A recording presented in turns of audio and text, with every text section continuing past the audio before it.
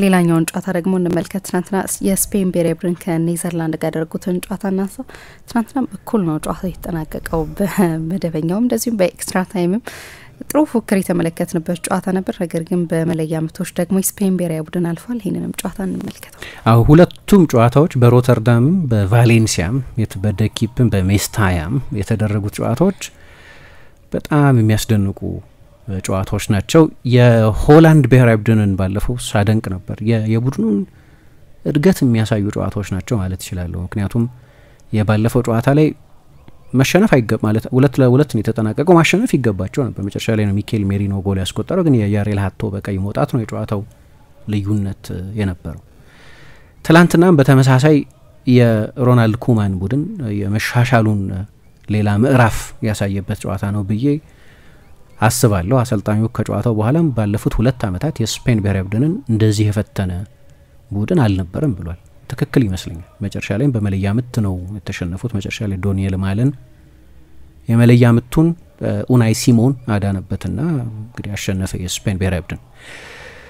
የ2023 ወይም የወቅቱ የዚህኛው አሁን የሚቀጥለው ውድድር እስኪደረግ ድረስ ዩኤፋ ኔሽንስ ሊግ አሸናፊ ነው የስፔን ብሔራዊ ቡድን። በ3 ተከታታይ ውድድሮች ላይ ለግማሽ ፍጻሜ ደርሷል። ግን በጨዋታው ላይ አሰልጣኝ ሉዊስ ደላ ፉዌንቴ ራሳቸው ለሆላንድ ብሔራዊ ቡድን የሰጡትን ክብር በላይናፓቸውና በሴታፓቸው ማየት ይቻላል።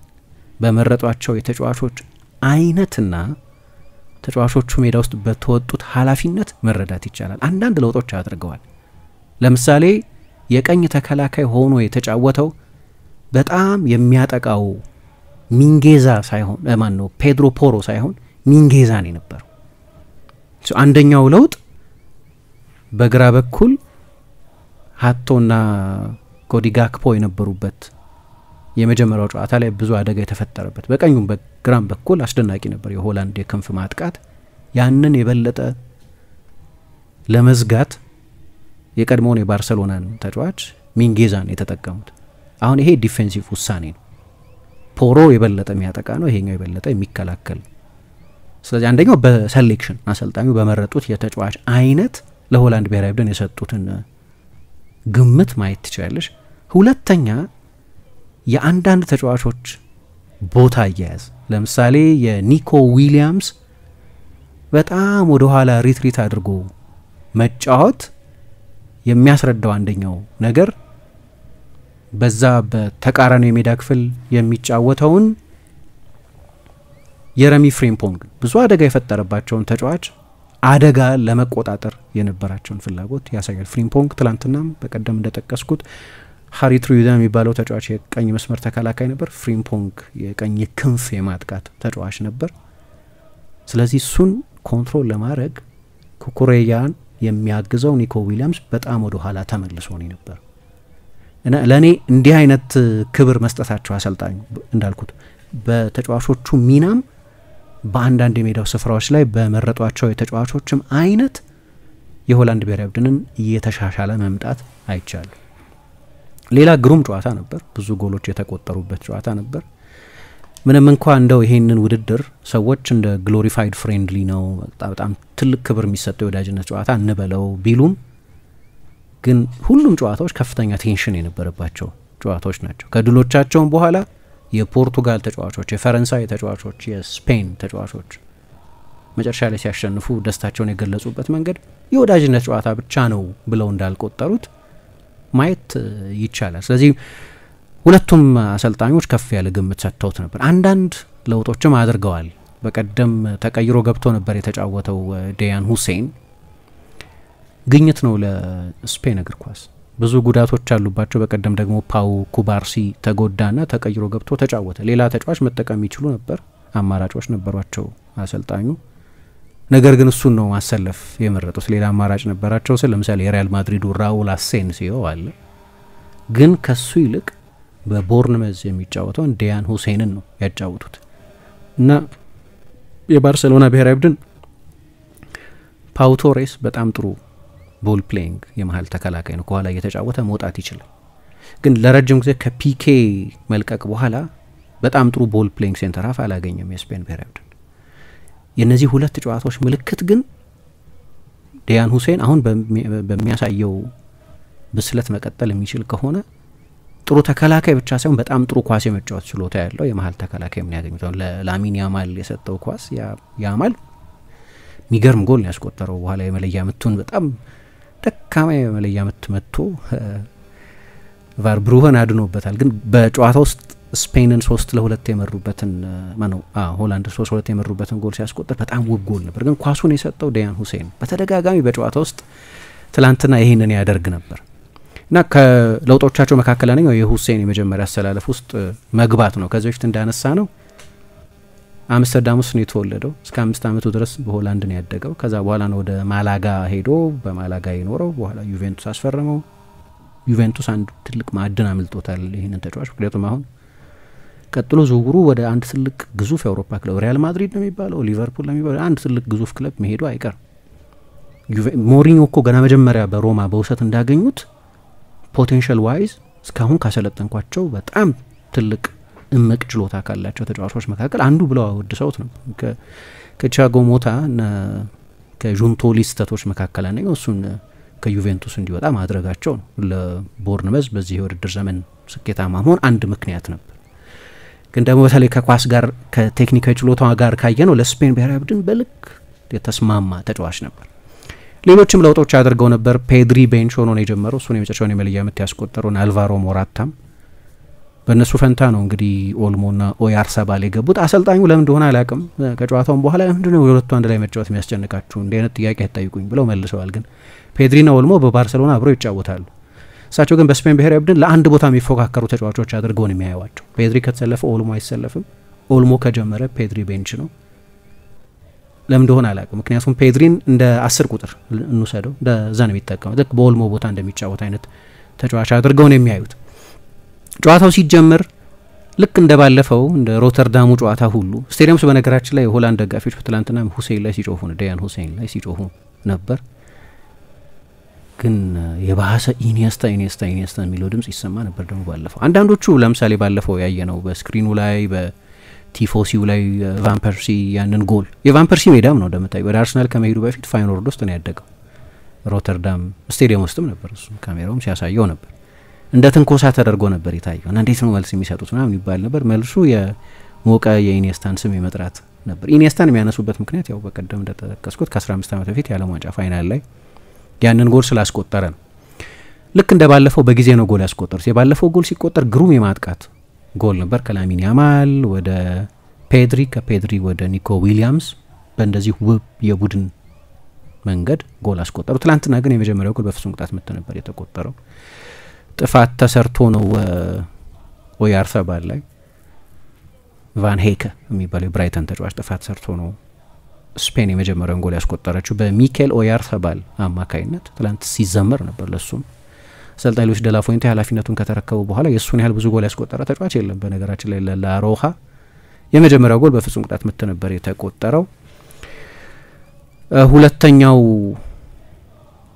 እንደዚሁ የመጀመሪያው አጋማሽ ቅድም እንዳነሳሁት በስፔን አፕሮች በኩል የኒኮ ዊሊያምስ መመለስ፣ ለኮኮሬያ ሽፋን መስጠት፣ ለፍሪምፖንግ ስፔስ ለመከልከል የመሞከር አይነት ነው የነበረው። በኋላ እንደዛ ሲሆን የሆላንድ ብሔራዊ ቡድን ተጫዋቾች በቲያኒ ሬንደርስ እና በፍራንኪ ዲዮንግ አማካይነት ይሄ በሰስቴንድ ፖሴሽን ረጅም ጊዜ ኳስ ይዞ በመቆየት ለማጥቃት መሞከር አለ አይደለም፣ እንደዛ ነበር ለማድረግ ሲሞክሩ የነበሩት። ያመን አሳጣቸው። ስፔስ ወደ ቻናሎች መሮጥ አልቻሉ። አንደኛ የስፔን ተጫዋቾች ብሎክ አድርገውታል፣ ጋክፖ እና ፍሪምፖንግ የሚያጠቁትን ስፔስ። ሁለተኛ የኳስ ቁጥጥሩ ብዙ ቢሆንም ግን በቂ ፔስ አልነበረው። ስለዚህ የተደራጀውን የስፔንን የመከላከል አደረጃጀት እና የበለጠ ወደ ኋላ ጠጋ ብሎ መጫወት የጀመረውን ቡድን መክፈት አልቻሉም። ስለዚህ ችግር ነበር። ዝም ብሎ የሆሪዞንታል ፓሶች ይበዙት ነበር። አሁን አንድ የተረዳሁት ነገር ሉዊስ ደላ ፉente ያለፈው የአውሮፓ ዋንጫ ላይ ቡድናቸው ከዛ ሆሪዞንታል አደጋ አልባ የፖሴሽን ቡድን የበለጠ ቀጥተኛ ክንፉን የሚጠቀም ድሪብለሮች ያሉት ቡድን አደረጉት እያልን ያንን የስፔንን የስታይል ሺፍት እናነሳ ነበር። ትላንት ሌላ ያየነው ነገር በጣም ፕራግማቲክ የሆነ በምንድነው በሎወር ብሎክ የሚጫወት ወደ ኋላ ጠጋ ባለ ብሎክ የሚጫወት ቻናሎች የሚዘጋ እና በካውንተር አታክ የሚያጠቃ ቡድን ደግሞ ሆኖ አየን።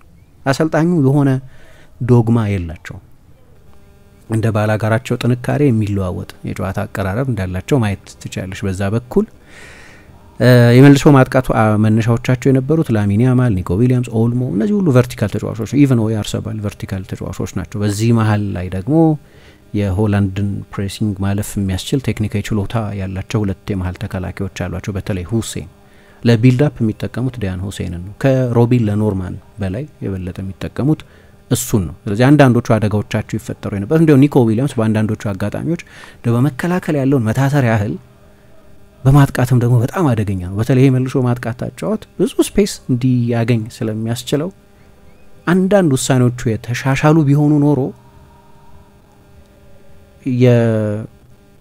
የተጨማሪ ሰዓት ውስጥ መግባት ሳይጠይቃቸው የስፔን ብሔራዊ ቡድን ማሸነፍ የሚችልባቸው እድሎች ነበር። አንዳንዱ ያው ቫን ሄ ከመልሶበት ነው፣ ቫርብሮህል ሌላ ሙከራ አድኖበታል።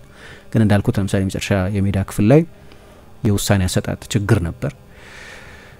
ሁለተኛ አጋማሽ ግን የሆላንድ ብሔራዊ ቡድን የበለጠ ሜምፊስ ዴፓይን ማግኘት የጀመረበት ነው። የቡድኑ ሴንተር ፎርዋርድ እሱ ነው።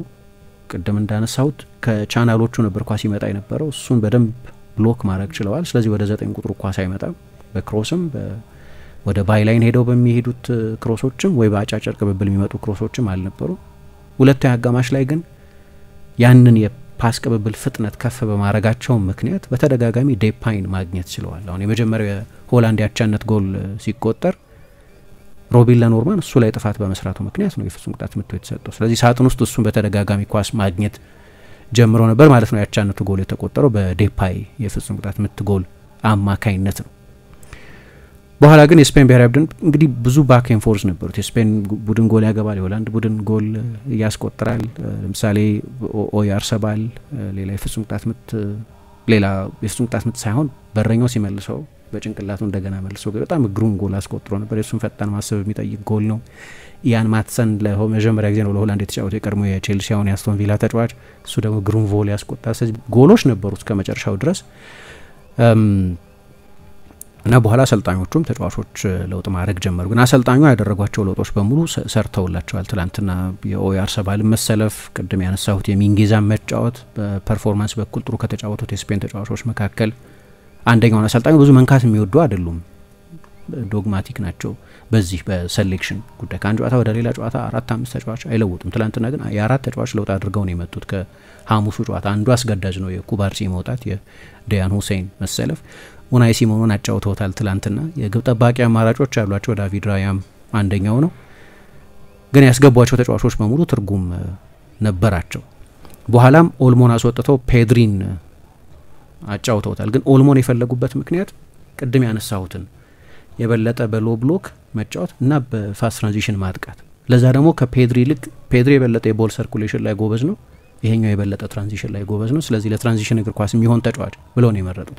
ውሳኔዎቻቸው በሙሉ ግሩም ነበሩ፣ ሰርተውላቸው። የሆላንድ ብሔራዊ ቡድን እንዳነሳሁት ትላንትና በስፔን ሜዳ ከወቅቱ የአውሮፓ ሻምፒዮን ጋር ያሳየው ፐርፎርማንስ የመጀመሪያ አጋማሽ በማጥቃቱ በኩል በቂ ጥርስ ያለው ማጥቃት፣ የሚጎዳ ማጥቃት ባይኖረውም ግን በሁለቱ በ180 ደቂቃ ሲጀመር 150 ደቂቃ ማለት ነው በሁለቱም ጨዋታዎች ላይ በጣም ጥሩ ተጫውተዋል። የመለያ ምቶች ተስተዋል። አንድ የስፔንም የሆላንድንም ተጫዋቾች ሳይ ያስተዋልኩት ነገር የፍጹም ቅጣት ምት ችሎታቸው። ሲሞንስ ፍጹም ቅጣት ምቱን በጨዋታ መሀል ሲመታ፣ ዴፓይ፣ ኦያርሰባል በጣም አሪፍ የፍጹም ቅጣት ምቶች ነው የመቱት። ግን በጨዋታ መሀል በተለየ ላሚን ያማል የመለያ ምት ደካማ ነበር። እንግዲህ ሲመታ ብዙ አላየ ነው በቅርብ ጊዜ። ጎሉ ግን ውብ ነበር፣ በጣም አስደናቂ ጎል ነው ያስቆጠረው። ከሞላ ጎደል ይህን ጨዋታ በተመለከተ ይህን ነው ማንሳት የሚቻለው። ትላንትና በሜስታያ ነው ጨዋታው የተደረገውና ሮናልድ ኮመን ጥሩ ትዝታ የለውም። ከዚህ በፊት የቫሌንሲያ አሰልጣኝ ሆኖ በአሰልጣኝነት ሬከርዱ ደካማ ውጤት የነበረው በቫሌንሲያ አሰልጣኝነት ነው እና ትላንትና በዚህ ምክንያት ከጨዋታው መጀመር አስቀድሞ አልቫሮ ሞራታ ቫሌንሲያ ያግዘናል ሲል ነበር። ያ አንዳንዶቹ ተጫዋቾች የቫሌንሲያ ተጫዋቾችም የነበሩ ናቸው ቡድን ውስጥ ያሉ አንዳንድ ተጫዋቾች። ግን ከዚህ በፊት ስኬታማ ያልነበረው አሰልጣኝ ስለማይወደድ 34 ጨዋታ አድርጎ 14 ጨዋታ ስለተሸነፈ 41.7% ብቻ ነበር የማሰልጠን ስኬቱ የነበረው። የመጨረሻዎቹ 22 ጨዋታዎች ላይ 18 ነጥብ ብቻ ነበር የሰበሰበው። ከመጨረሻዎቹ 18 ጨዋታዎች 12ቱን ነበር የተሸነፈው እና ብዙ ጥሩ ትውስታ አልነበረውም። በቫሌንሲያ ደጋፊዎች አይወደድም። እንግዲህ ከ11 ዓመት በኋላ ተመልሶ መጥቶ ትላንትና በጣም የተሻሻለ ቡድን አሳይቶ ግን መጨረሻ ላይ በስፔን በመለያ ምት ተሸንፏል። ጨዋታው በጣም ሁለት ኳሊቲ ጨዋታዎች ናቸው የነበሩት። አሰልጣኙ የስፔንን ቡድን እንደዚህ በሁለት ዓመት ውስጥ የፈተነ ቡድን የለም አለና ግን ደግሞ ሪሶርሳቸውን ተመልከቱ። ጥሩ ጥሩ ተጫዋቾች አሉኝ እኔም ቤንች ላይ ግን ስፔን ማንን ያስገባችሁ? ፔድሪን አለ። እሱ ነው ልዩነቱ። ስፔን ከሌሎቹ ቡድኖች የበለጠ ኤጅ ያላት እንዲህ አይነት በጣም የላቀ ጥራት ያላቸው ተጫዋቾች ስላሏት ነው ብለዋል። የፔድሪ ቤንች መሆን ከፖዚሽን ብቻ ግን አንጻር መታየት የለበትም። ኦልሞና እሱ አንድ ላይ መጫወት ፋቢያን ሩይዝ እንደሚወዱት እናውቃለን። ያለፈው የአውሮፓ ዋንጫም ላይ ከሮድሪ ጋር አብሮ የተጣመረው አማካይ እሱ ነው ነበር። ትላንትና ኦያርሰባል ማነው ፋቢያን ሩይዝ፣ ዙቢሜንዲ እና ኦልሞን ነው ጥልቅ አማካዮች ያደረጉት። ግን የበለጠ ኦፌንሲቭ ሆኖ በ4-2-3-1 ከሶስት የማጥቃት ተጫዋቾቹ ኋላ የሚጫወተው እርሱ ነው። አንድ የምታየው ነጥብ ግን ሐሙስ ባርሰሎና ጨዋታ አለው። ስለዚህ ለባርሰሎና አንዳንዶቹ ተጫዋቾች ደቂቃ ለመመጠን አድካሚ ስለሆነ ማለት ነው። አሁን ትላንትና 120 ደቂቃ ግን ላሚን ያማል 120 ደቂቃ ነው የተጫወተው። ፈታኝ ነው። በቀደም በእርግጥ 60ኛው ደቂቃ ላይ ገደማ ቀይሮ አስወጥተውታል።